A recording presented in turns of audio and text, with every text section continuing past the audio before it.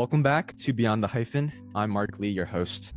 Today's conversation is one that I hold dear to my heart.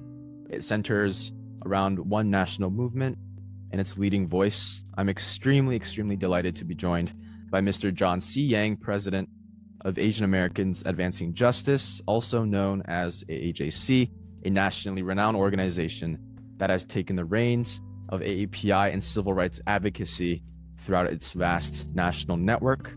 Mr. Yang and his work with AAJC has been featured in the Washington Post, on the Comcast Newsmakers broadcast, C-SPAN, PBS, NBC News, and more.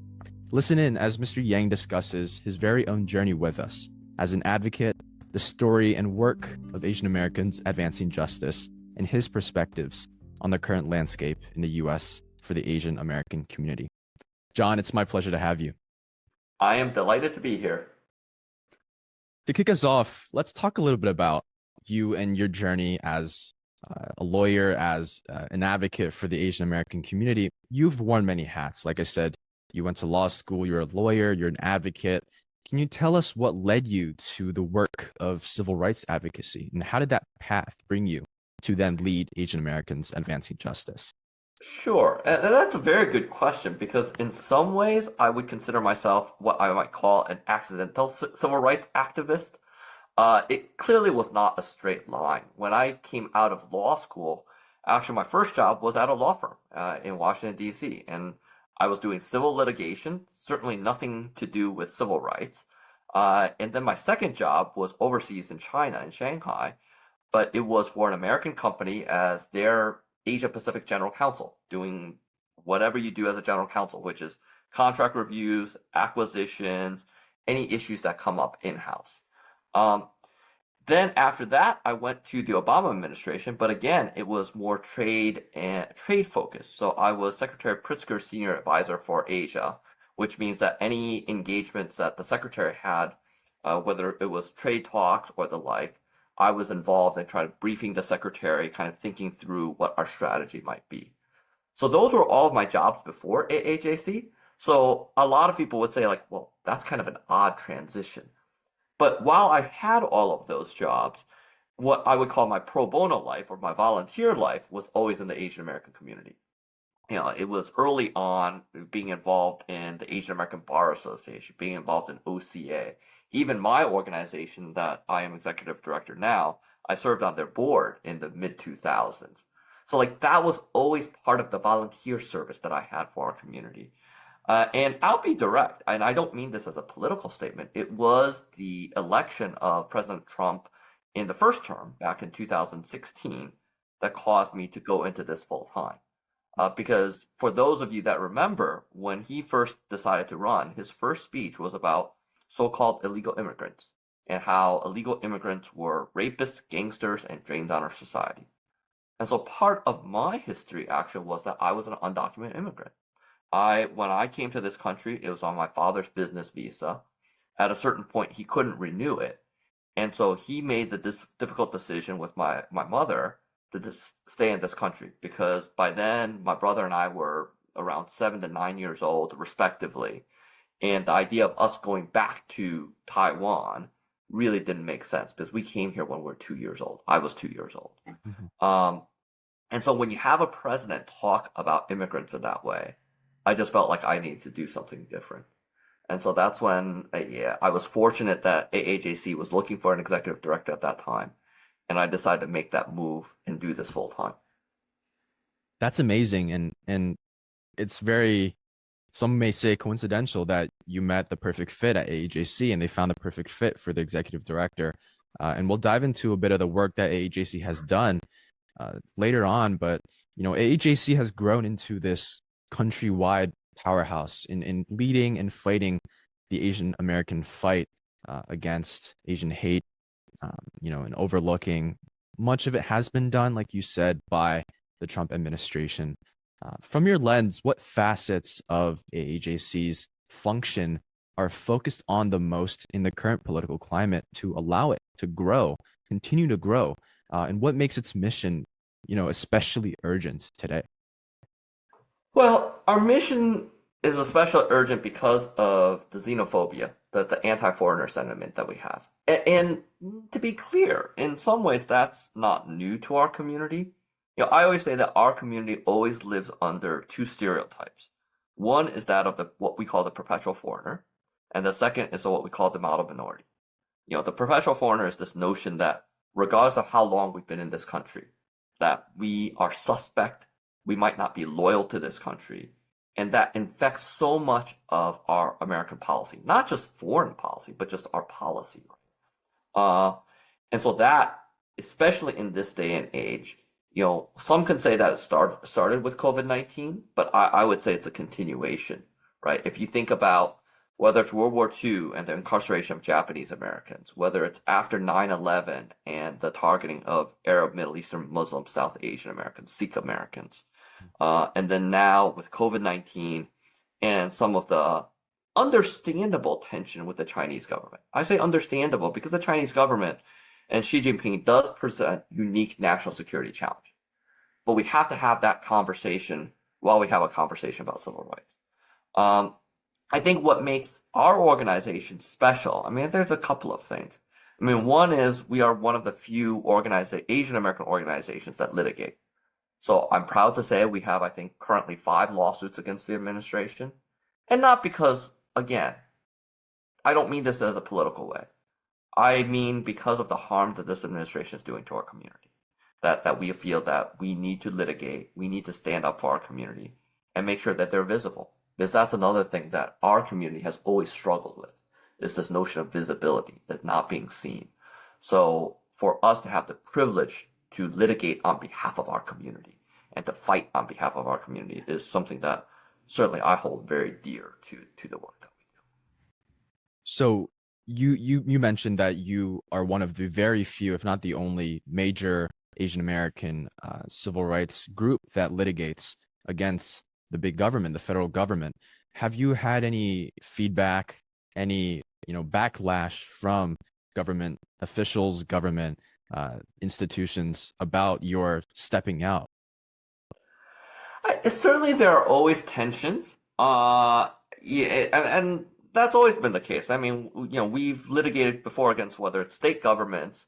In the first Trump administration, actually, we were one of the organizations that filed a lawsuit against the administration when they sought to introduce the citizenship question to the census. In terms of backlash, it's interesting because, yes, do we get negative press from conservative media or right-wing media? Absolutely. Do we get hate from these types of organizations? Unfortunately, that is something that we need to be very mindful of. But at the same time, that's part of our American system, is we have an adversarial system that if you see an injustice, one of the tools that you have is to file a lawsuit and use the Constitution. The Constitution is there to protect all of us, right? And not only that, is in some ways the Constitution is designed as an anti-majoritarian document.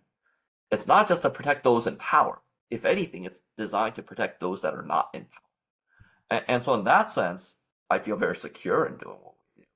I do think that people see the value of that. Even people that disagree with us will appreciate that what we're trying to do. And that's one of the things I actually take great solace, great pride in, is that, there are people that come up to me and say, hey, I don't agree with your position, but I respect why you're doing it. Yeah, I love how you mentioned that people who disagree, who are on the other side of the aisle, don't necessarily agree with you in a policy standpoint, but agree with the fight that you've decided to take and the mindset that you've taken it with. Touching on that a little bit, 5 years ago during the COVID-19 pandemic, the integrity behind the network of the entire AAPI community was tested beyond the limits of what we thought it would be tested. This was a crisis in the AAPI community that, went through the entire American community. During this pandemic, the cases of COVID-19 skyrocketed. And in parallel, the cases of racially motivated violence against the Asian community skyrocketed. Mm-hmm. There was this parallel upward trend, many associated COVID-19 virus existing in the US because of the Asian American faces that they see.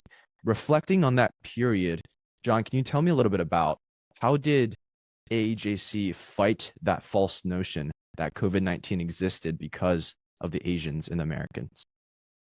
That fight took so many different facets. First was even back, if you think back in January of 2020, when the first cases of COVID-19 were being reported here in the United States. One of the things that our organization did, I don't take sole credit, our organization certainly does not take sole credit for it, was to reach out to media right away and say, please do not use the terms China virus, Wuhan flu. Please use the scientific names COVID-19, coronavirus, because we know the stigma that is attached to this. To media's credit, they understood that pretty quickly. Even the CDC, the WHO, the World Health Organization understood that. Even the Secretary of HHS, a Trump appointee, understood that. All of them made statements to say we should not be using this terminology. Unfortunately, there were still people that would use that terminology, and we tracked this stuff. And part of it was when we saw people use language like this, we did see an increase in hate incidents. We had reports of hate incidents where people used exactly the same words that policymakers were using. So this isn't just us making this up. It was real, right? And so like number one was getting out in front of the media, talking about those stories, getting in front of policymakers, making sure they understood what was happening so that they could speak to their constituents, their community about it. And then thinking about what resources our community needed, right, to get through all of this. So part of that was we just developed, along with an organization called Right to Be, bystander intervention. So like if you saw hate directed at someone in the community, it didn't even have to be Asian American, giving people things that they can do, such as sort of how do you distract people so that they don't continue that behavior? How do you direct people so that they avoid that behavior? How do you document that so that we have a record of that? So like learning how to do those things, I think at that time we trained, ultimately in the course of a year and a half, about 200,000 people about how to engage in bystander intervention training. Then with policymakers is like, how do we develop resources? So the passage of the COVID-19 Hate Crimes Act back in 2021, it would have been signed in 2021, was the result, again, of work of our organization, but so many different organizations, right? Including the LGBTQ community, which also had interest in having strengthened Hate Crimes Act, including the Sikh American, Muslim American community that also saw the same things hit their communities at different times. What has building coalitions done for AAJC? Well, that's the heart of what we do, right? Is like, and I don't mean to be glib about this, but at the end of the day, the Asian American community is 7% of our national population. And even within the Asian American community, that 7% is divided among a number, over 50 different nationalities, ethnicities, over 100 different languages. So number one is, how do we build coalitions even in the Asian American community? Recognizing that historically, back in Asia, if you will, many of our communities did not get along with each other. So how do we build that here in the United States? So that's number one. Number two is, how do you build civil rights communities together, right? That is with the African American, Latino American, Native American communities, the LGBTQ plus community. Recognizing that sometimes, maybe even oftentimes, people try to pit all of us against each other, right? So like, how do we talk to each other so that that doesn't happen? Mm-hmm. And then it's building coalitions with what I might say unlikely allies, the business community, the conservative community, right? Certainly not an unlikely ally, but sometimes we don't think about the religious community. Many in our community, go to churches regularly. So like, how do we use all of these different communities to talk to each other? Again, we don't have to agree with each other all the time. I think, if anything, one of the things that I really try to make sure that AAJC does well is a concept I call, how do we disagree in an agreeable manner? This notion like, we should have policy differences. That's okay. But even while we do that, we don't see each other as the enemy. We don't see each other as someone that we shouldn't be talking to. Mhm. I mean, you live here in DC, the DC area. You're probably feeling this. It's like we're becoming so much more polarized than we need to be. Oh, absolutely. Yeah. So how do we break that down, and how do we have those conversations where it's like, I respect what you're saying, I disagree, but that's okay. We're still friends. We still go to the same schools, we still go to the same churches, right? Trying to be able to develop that. I mean, it's not quite the mission of AAJC, but I think it's so important to what we Yeah, and you talked about navigating these disagreements. I think that goes hand in hand with how we operate as smaller, more localized communities and not just focusing on the larger national landscape. do. Yeah. Looking back at that COVID pandemic time period, there were so many different social, civic movements all across the country. DC, in California on the other side of the country. How has AAJC balanced the importance of grassroots advocacy with national level policy work? Yeah, it's fun. I mean, some people might think that there's tension between, local versus national, but I actually don't see it that way. I mean, just like if you think about our government, that's the way it's supposed to work. Is like state governments do certain things, federal government do certain things. Some people have always talked about state governments being the laboratory for national things.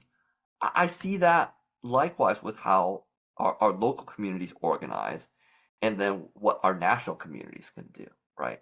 Because especially during COVID, let's face it, how you respond in New York, New York City, Chinatown is going to be very, very different than how you respond in Mobile, Alabama. That's just the reality. And so, like, how do we make sure that each of those communities have the resources that they need, right? And so part of it for us at that time was, how could we give out sub-grants? How do we give out money even to these local organizations for them to build the capacity that they need? Recognizing that solutions look differently, and that, again, that's okay. That's okay. It's not as if we need always a national solution. It's as long as we keep on talking to each other and kind of building ideas off of each other.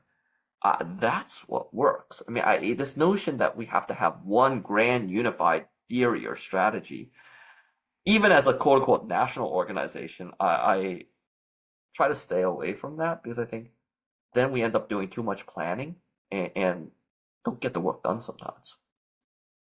I love that. I love the mindset of staying grounded in your people, meeting them where they are, using that to guide what the national organization does. And I think that's what also makes AAJC very having a moral clarity with where they're going.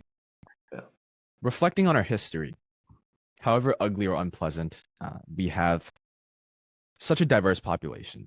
It's crucial to reflect on our history as we shape our present day and future game plans. Mm-hmm. Now, looking at the current situation across the country, the AAPI community is still very much facing residual hardships from the COVID-19 pandemic, new Mm-hmm. hardships. Even with this growing visibility that we talk about, that we've seen over the last few years, the AAPI people still get labeled as, like you said, the model minority, the perpetual immigrant. From your vantage point, what's missing in the public understanding of AAPI community? How can we build those bridges and connections? Yeah, and this is that's hard, right? Because it's part of it, I do think, is education. And when I say education, is I really appreciate the movements throughout the country trying to get more Asian American history in schools, right? Because that's part of that education. Like, there's one classic example is the Transcontinental Railroad.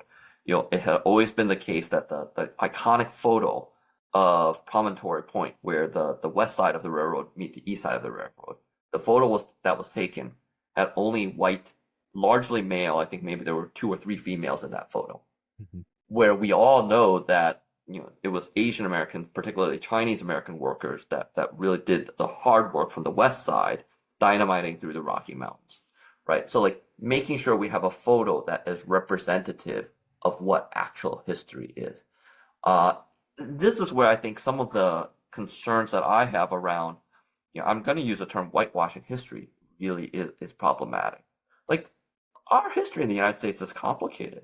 That's okay, right? But it's also been superbly diverse in a good way.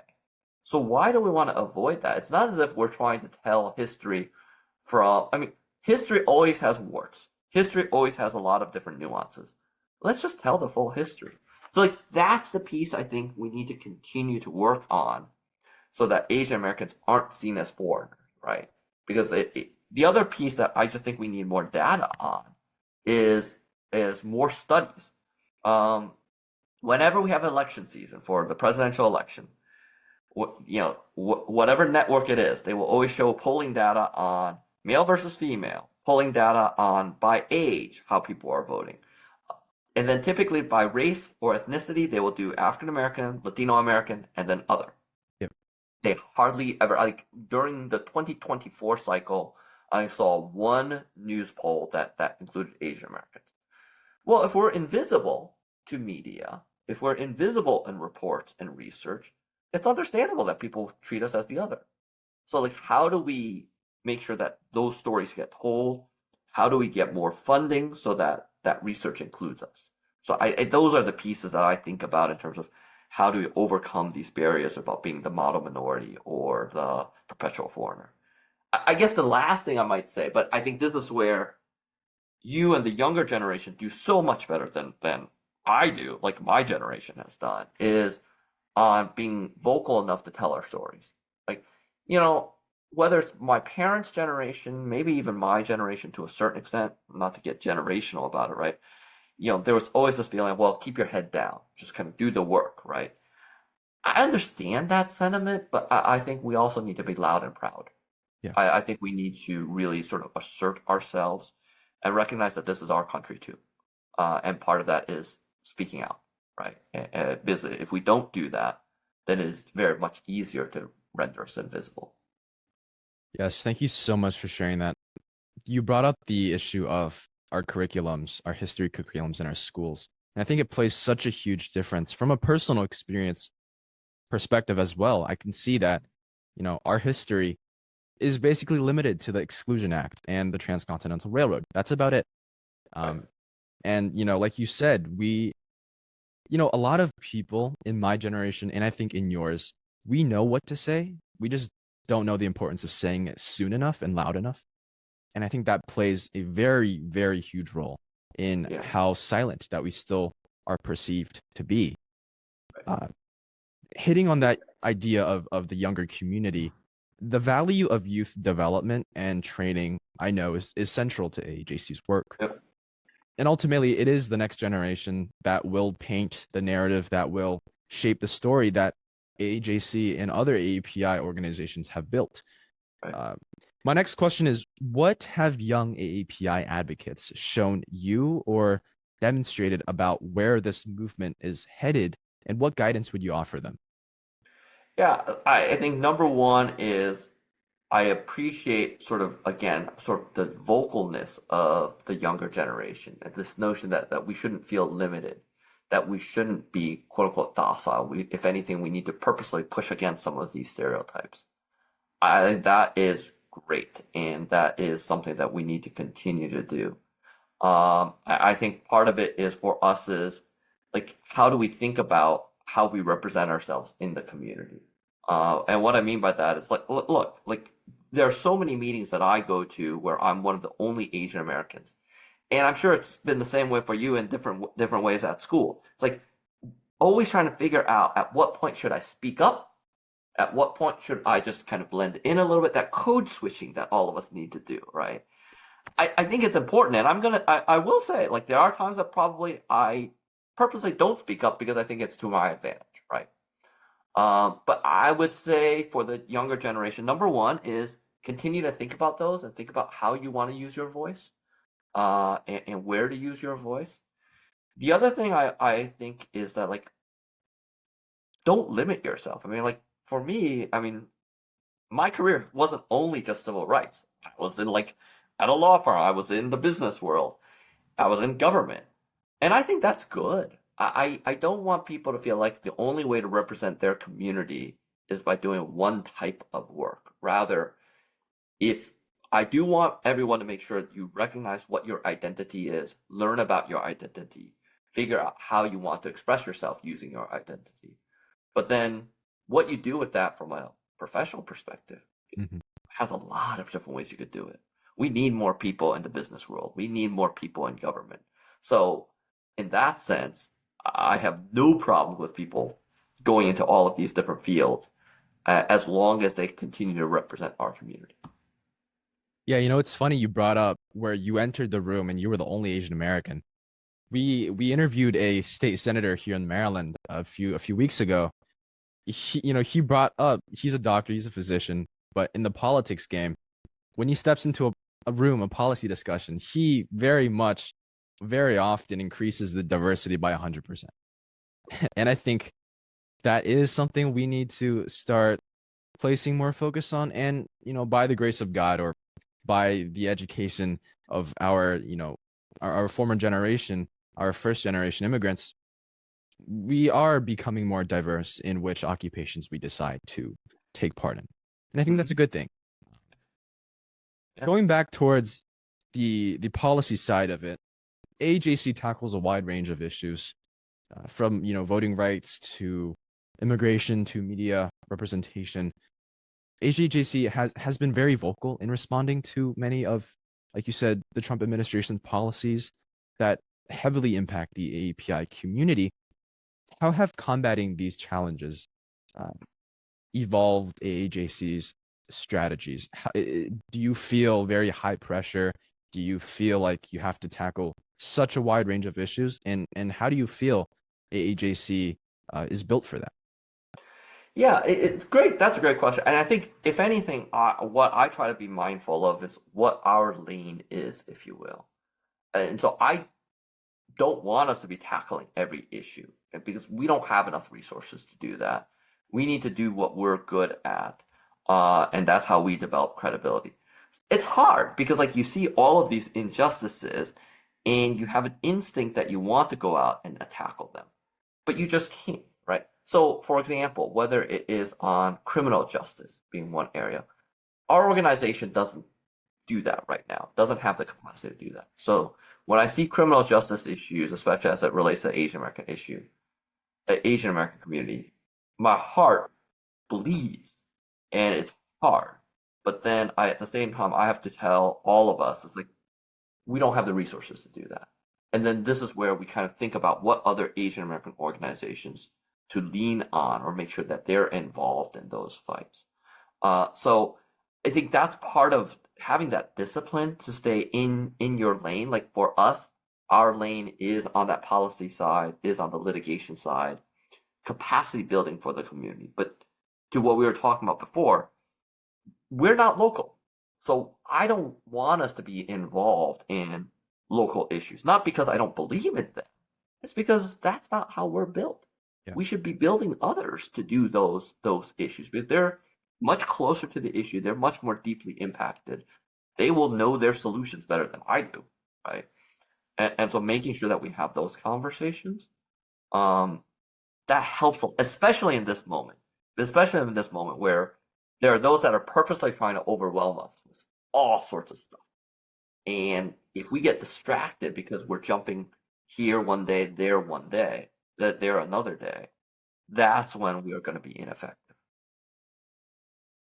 Yeah. So would you say, in a way, what makes AAJC effective is it does the work, it gets in the dirty work, but would you say it is very much an organizer, a rallier? Yeah, it depends on how you define organizer, I guess, right? Like, are we organizing rallies and protests? I would say no, right? Are we organizing our community so they are aware of issues like the alien land law or the most recent, like the different attacks on immigration, so that others could, organize the rallies around that? Then the answer is yes. We want to make sure our community knows what issues are coming down the pike that we know will affect our community deeply, right? But then it is also up to the local communities to figure out what are the best strategies to organize themselves around that issue. to sort of educate their policymakers, their lawmakers on those issues, right? So, when people use the term organizer, I always want to make sure there are organizations also that they really are true organizers, and I give them so much credit. Like they're the ones that are door knocking and really getting communities engaged at that grassroots level. Mhm. I will admit that's not quite AAJC, and I think that's okay, right? This is where we all work together, given where we sit in our ecosystem, the Asian American ecosystem. Yeah, I mean, at the end of the day, no matter the issue, none of this work happens alone. I think Yeah, we all agree that, you know, yeah. like we talked about earlier, coalition building is a term that gets thrown around a lot, but is also very, very important. Can you point to us in a time in history or maybe recently where maybe a specific partner that you worked with created meaningful change, something that was very notable? Sure. I think there's a couple of things that I think about. One is, I talk about lawsuits that we file. The only reason we're able to file lawsuits is if we have people that are willing to be plaintiffs. And so I think about we had a successful lawsuit in Arizona around voting rights. And it's because we had a community partner, a community organization that first let us know what the actual impact of changes in Arizona's voting laws were on them. And then second, were courageous enough to be plaintiffs in the case, recognizing that they are suing the state government, that they at times potentially get funding from the state government, that they would be called to testify in court about this. So that's one easy example of where we had a community organization that would literally, because of a group I think they had maybe full-time staff of 3 people, were able to create statewide change, Wow. right, on behalf of our community. Um, you think about even like these bystander intervention trainings that people did. And again, on one level, sort of it happened at a national level, but really what happened was it was because small organizations want to organize these things for themselves. So like that's the other thing I think about is like when you talk about change, you could talk about Martin Luther King and the passage of the Civil Rights Act. But what led to the passage of the Civil Rights Act was all of these, whether they're lunch counter sit-ins, whether they are moments like Edna Park on the bus, all of these quote unquote small moments build to that big moment. And so in that sense, it's like you just kind of think about, okay, how do we help people continue to do that? Yeah, it's very interesting how AAJC has become this organization. I believe it started from the Asian Pacific American Legal Resource Center. Um, you know, John, you worked in the Obama administration. You are a very experienced attorney. You run this national advocacy organization with all this experience, but I'm sure it still comes with its load of challenges, its share of hurdles. Um, what have been some of the biggest challenges? Give us two or three, maybe internally or externally, and how have you either personally or as an organization approached these hurdles? Yeah. Oh, I mean, you're right. You're right. There's a lot of challenges. Certainly, one is always around fundraising. Trying to make sure we have the resources that we need to effect the change that we want. Um, I will say, and I'm going to be very personal about this. It takes a toll. It takes a toll on people, and so like for everyone that's listening, it's like this is why I say to people, it's like this is a long-term process. And so don't feel like you have to be in this fight every single day. It's useful to take, for those people that were part of the Obama administration, the Biden administration, that say, I need a little bit of time off, don't get mad at them for that, right? Don't say, oh, you need to still be part of this fight or you're giving up. Mhm. Like we all have different challenges, whether they're familiar family issues, like elderly parent, whatever, right? We need to give each other grace. I think that's one thing. The second thing that I would say is there's no right answer to all of these things too. Like, again, I sometimes get frustrated because I feel like people are looking for the one right answer, and I just don't believe that that's out there. Mhm. I think, you know, the path to justice is not a straight line. It's, if you're mathematical about it, it's kind of a sine curve. It kind of goes up and down. It twists and turns. As long as you're kind of still moving towards that the peak of that mountain, even if you have to zig and zag at certain points, that's okay. And we need to give each other grace when we do that. Right. Advocacy can be a slow grind. And I'm sure, like you said, a huge physical toll sometimes. And you decide to pull through. Yeah. Maybe you decide to take a break. And unfortunately, in this world today, a lot of us receive criticism for that. Uh, but as we wind down, tagging back on that central idea of facing these challenges with determination, what keeps you hopeful? Is it our youth? Is it the progress we've already made? What gets you out of bed in the morning and tells you this is another great fight that I'm willing to fight today? Yeah, that's a wonderful. I think there's a few things. It certainly is our youth. I do have two daughters, and so I think about them and about what the world I want to help create for them is, right? And that absolutely motivates me. The second is I'm an eternal optimist. And I do go by the notion that the moral arc of the universe is long, but it bends towards justice. I am convinced of that. And so, look, we will never see quote unquote full justice. But if every day we get up and we just do a little bit, and sometimes it feels like you're moving backwards, I get that. But if every day we're getting up just to do a little bit towards that bend towards justice, I feel like that's a good thing, right? And so in that sense, that's what motivates me is like I just see the potential. The other last thing I would say is like I feel so privileged. I am privileged to be in this position where I can help our community, where I have a platform, where I have an organization, a staff of 40 plus people that all of us are rowing in the same direction. And so like, that drives me to say it's like I have this ability to help our community, Yeah. and I don't feel that is a burden. I feel like that is a privilege. That let's do what we can. Let's move forward with the time that we have, to make it just a little bit better. And again, for me, it's not about making it perfect because we're not going to get there. But even if we made it a little bit better, I could feel like I could sleep at night, feel pretty good about it, and feel like, all right, we've done our part for the day.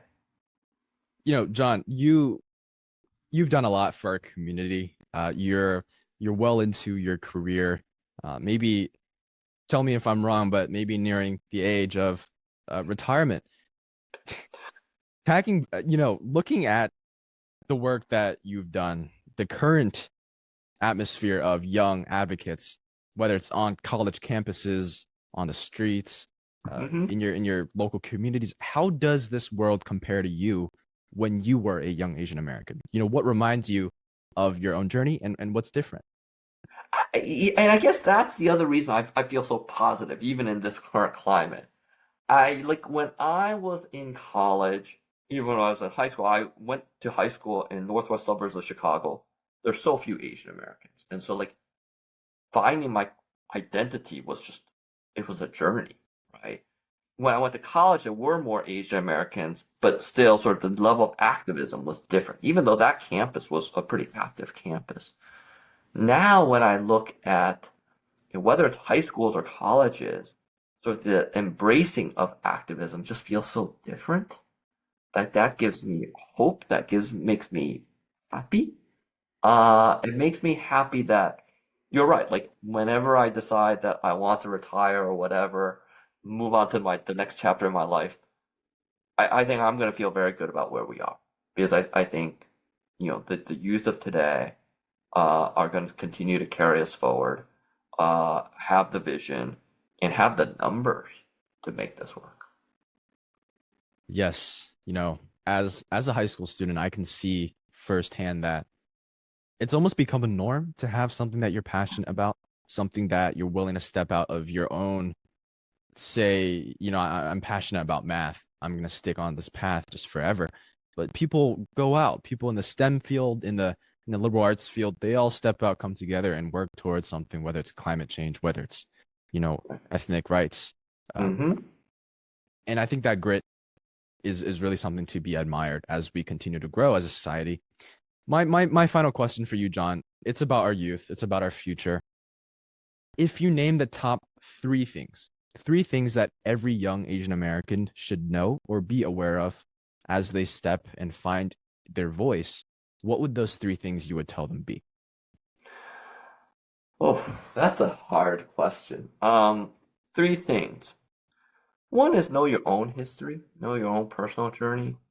And when I say that, I actually feel bad that like I don't think that I've spent enough time talking to my parents or my grandparents certainly about what it was like for them to be growing up in for them it would have been China and Taiwan, because I think that is also informative of who you are as a person, right? Number two is what I would say is be adaptive, be flexible, be open-minded.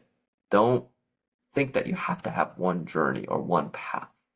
Uh, and the number three is just, be open to learning and get to know people.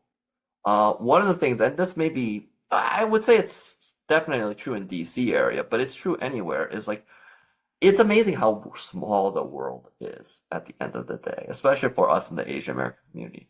The people that I met, whether it was in college, soon after college and law school, many of those people I encounter every day. Some of them are in different positions of quote unquote power or whatever. Like, it's funny, it's like how intersected all of our worlds are. And so just keep that in mind in whatever you do, and I think you'll be okay. Well, John, I want to thank you again so much for joining us in this conversation this afternoon. It's been inspiring truly to hear your work and your vision with AAJC, and from one proud Asian American to another. Thank you for sharing our story, and I look forward to all the great work that's left to do. Thanks so much, Mark. Really appreciated it.